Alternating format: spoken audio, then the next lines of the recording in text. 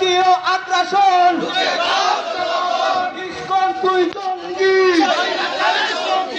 স্বৈরাচারের সঙ্গী আর ভাই মূল্য কেন ইসকন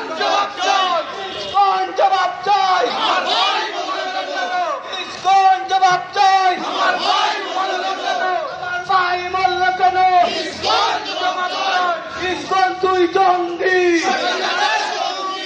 স্বৈরাচারের সঙ্গী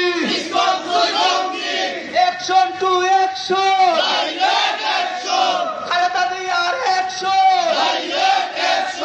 বিএনপির অ্যাকশন